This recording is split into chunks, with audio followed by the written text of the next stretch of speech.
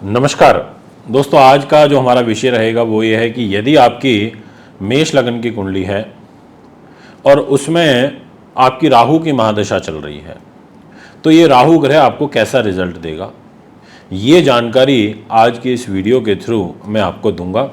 इसलिए वीडियो को पूरा और आपको अंत तक सुनना चाहिए। आपको काफ़ी कुछ सीखने को, बहुत कुछ समझने को मिलेगा। ज्योतिष एक प्रॉपर विज्ञान है, ग्रहों पर आधारित है, इसमें किसी भी प्रकार का किंतु परंतु नहीं है।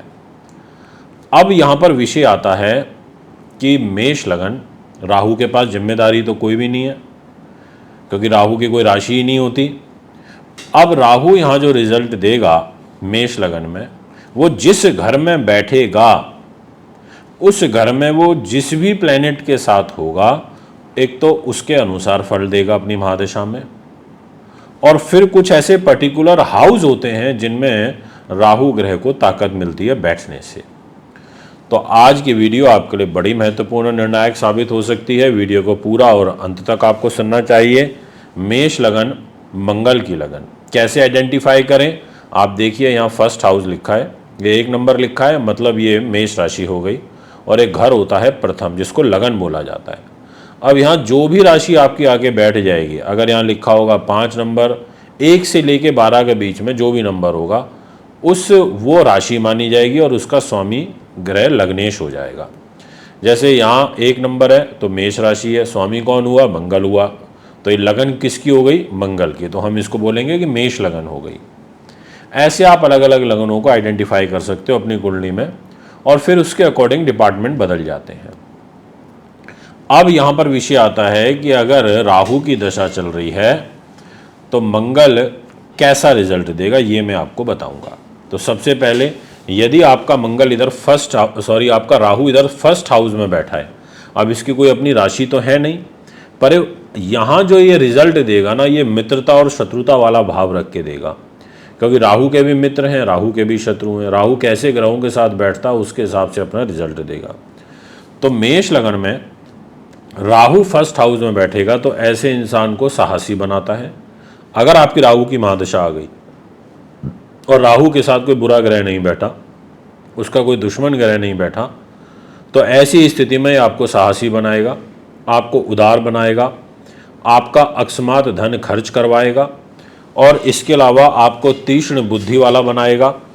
स्वास्थ्य में आपके कमी रहेगी, आपको गुप्त चिंताओं का भय बराबर बना रहेगा, आपको मस्तिष्क रोग रहेगा, पेट से संबंधित रोग रहेगा, आपको व्यवसाय में अत्यंत संघर्ष करना पड़ सकता है, आपको गुप्त युक्तियों से धन अर्जित आपको होगा, और वैवाहिक जीवन में कलहपूर्ण एवं अल्प संतान का योग बनेगा। यानी कि इस प्रकार की जो ग्रह स्थितियां हैं वो यहाँ पर दिखाई देंगी, तो काफ़ी महत्वपूर्ण हो जाता है।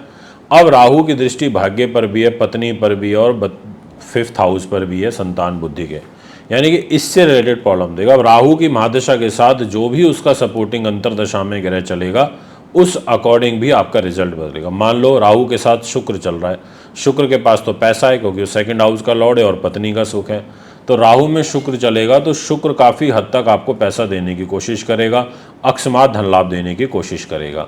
ऐसे ही आपका राहु अगर 2nd हाउस के अंदर बैठ गया तो ये वृषभ राशि में आ गया। अब यहाँ आ जाने से, और यही आपकी दशा चालू हो जाए राहु की या चल रही हो, तो आपके पराक्रम में वृद्धि करेगा, आपको साहसिक बनाएगा, आपको आत्मविश्वासी बनाएगा, आपको विदेशों से लाभ देने वाला बनाएगा, इसके अलावा आपको उद्यमशील बनाएगा, आपको गुणवान बनाएगा।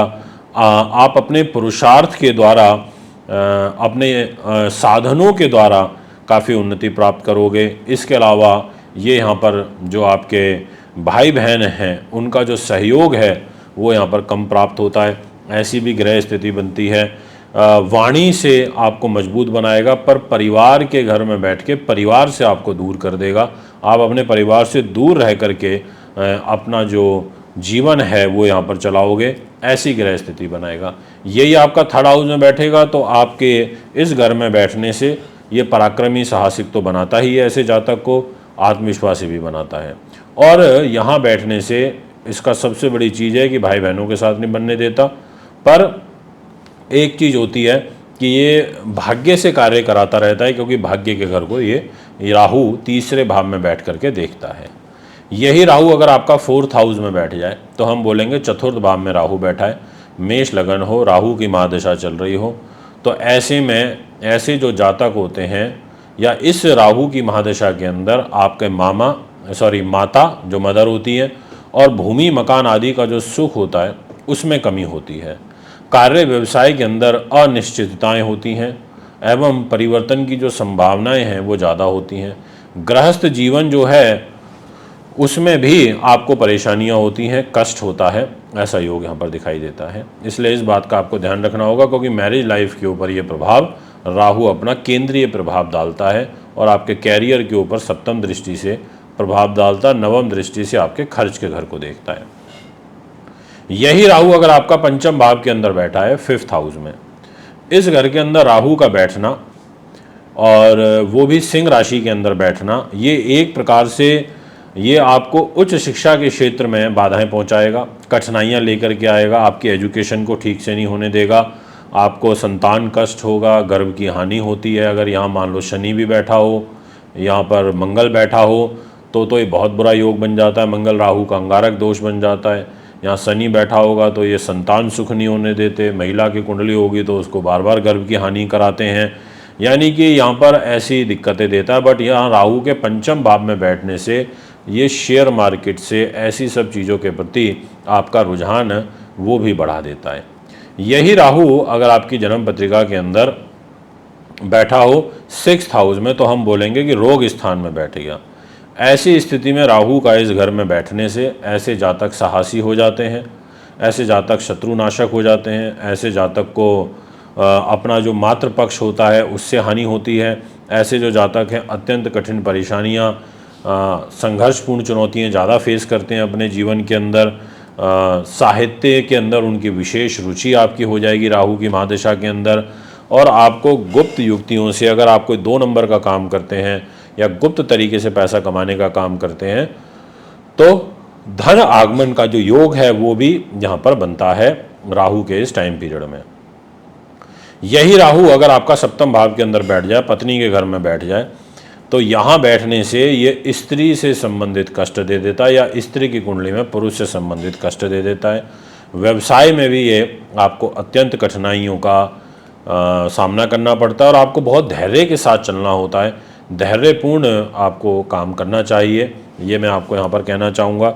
इसके अलावा आपको जो स्वास्थ्य के रूप में भी नेगेटिविटी रहती है, मान सम्मान में भी या कमी देखने को मिलती है और लाभ जो है वो भी आपका प्रभावित होता है, लाभ में भी कमी देखने को मिलती है। तो ऐसे फल यहाँ राहु की महादशा में मेष लगन के अंदर देखने को मिलते हैं क्योंकि मेष लगन के स्वामी के साथ राहु ग्रह की बिल्कुल भी जमती नहीं है। अब यही अगर आपका राहु अष्टम भाव के अंदर बैठा हुआ है तो हम बोलेंगे कि ये मंगल की राशि में चला गया अष्टम भाव में। अब यहाँ होने से ऐसा जो व्यक्ति है अनैतिक कार्यों के अंदर चला जाएगा अपनी राहु की महादशा के अंदर। ऐसा जो व्यक्ति है कुसंगति के अंदर चला जाएगा। ऐसा जो व्यक्ति है उसको पेट से, आँखों से, हृदय से, हड्डी से संबंधित रोग परेशान करेंगे, उसको पैरों से संबंधित पीड़ा होगी, वाणी से, आँखों से संबंधित पीड़ा होगी और उसको जीवन में 2 या 2 से अधिक यानी कि 3 बार तक मृत्युतुल्य कष्ट जैसी भी संभावना बनती है। और विशेष रूप से राहु की महादशा, राहु की अंतर्दशा में, राहु की महादशा या मंगल की अंतर्दशा में, राहु की महादशा सूर्य की अंतर्दशा में, राहु की महादशा शनि की अंतर्दशा में ऐसा योग देखने को मिलता है। यही राहु अगर आपका भाग्य के घर में बैठ गया तो ये अब भाग्य पर है, यानी कि आपके धार्मिक जीवन के घर में है। राहु की महादशा अगर आपके ऊपर चल रही है तो ये राहु आपसे भ्रमण जरूर कराएगा, स्थान परिवर्तन करवाएगा, दूसरी कंट्रियों में आपको लेकर के जाएगा, बट ये आपके पिता के स्वास्थ्य को खराब करेगा। आपके जो आय के संसाधन हैं उनमें आपको तकलीफ देगा, आय अर्जित करने में आपको परेशानी, बाधा उत्पन्न होगी। और इसके अलावा यहाँ पर आपके जो धार्मिक कार्य होते हैं उन कार्यों में जो रुचि होती है उसमें कमी देखने को मिलेगी, यानी कि धार्मिक रुचि आपकी कम हो जाएगी। अब यही राहु अगर आपका 10th हाउस में बैठा हो, मकर राशि के अंदर बैठा हो, तो हम बोलेंगे कि ऐसा व्यक्ति मिलनसार हो जाएगा, क्योंकि ये शनि की राशि के अंदर बैठा है। ऐसा व्यक्ति राहु की महादशा में स्नेहशील हो जाएगा, परोपकारी हो जाएगा, वो उच्च अभिलाषी हो जाएगा। इसके अलावा वो थोड़ा सा आलसी भी हो जाएगा, उसमें काम को टालने की प्रवृत्ति भी देखी जाएगी। थोड़ा सा परिवार के साथ में वैचारिक रूप से मतभेद भी पैदा करेगा और विशेष रूप से माता के स्वास्थ्य के लिए कष्टकारी हो जाएगा। कार्य व्यवसाय में अनिश्चितताएं देखने को मिलेंगी, संघर्ष रहने के जो संकेत हैं वो यहाँ पर बढ़ेंगे। ऐसी भी ग्रह स्थिति यहाँ पर बनेगी। यही राहु अगर आपके कुंडली में लाभ स्थान पर बैठा है कुंभ राशि के अंदर, तो फिर हम बोलेंगे कि भाई राहु के यहाँ बैठने से ऐसा जातक राहु की महादशा में विभिन्न स्रोतों से धन अर्जित करता है, यानी कि उसको मल्टीपल चीज़ों से पैसा आता है, कई सारे सोर्सेज से ऐसे जातकों को पैसा आता है, धन लाभ प्राप्त करने वाला होता है। पिता एवं संतान पक्ष से वो चिंतित हो जाता है। सट्टे का, लॉटरी का, वाहन आदि से संबंधित जो कार्य होते हैं विशेष रूप से, उनमें कमी देखने को मिलती है। ऐसा योग बनता है, बट अकस्मात धन प्राप्ति के योग इस राहु की महादशा में ज़रूर बनते हैं। यही राहु अगर आपका 12वें भाव के अंदर बैठा हुआ है मीन राशि में, तो हम बोलेंगे कि एक तो ये संतान संबंधी कष्ट देगा, पेट से रिलेटेड कष्ट देगा, आंखों से पैरों से रिलेटेड कष्ट देगा, दाम्पत्य जो सुख होता है उसमें ये यहाँ पर कमी करता है। इसके अलावा आपका अपने बॉर्न कंट्री से दूसरी कंट्री में जाकर के भाग्योदय जल्दी होता है, और साथ में आय के मुकाबले जो खर्चे हैं वो अधिक देखने को मिलते हैं। तो ऐसे फल यहाँ पर आपको प्राप्त होंगे राहु की महादशा अगर चल रही है मेष लगन में। अब ये राहु अगर उच्च का हुआ वृष राशि में बैठकर तो अच्छा है, या अगर ये मूल त्रिकोण राशि में हुआ तो ये अच्छा है, ये अगर अपने मित्र के साथ में बैठा हुआ है तो अच्छा है, ये अगर अपने शत्रु के साथ बैठा है तो बुरा है, ये अगर महादशा में भी अपने मित्र के साथ में चल रहा है तो बहुत अच्छा है, अगर ये महादशा में अपने शत्रु के साथ चल रहा है यानी कि अंतर्दशा शत्रु की चल रही है तो ये बहुत बुरा है।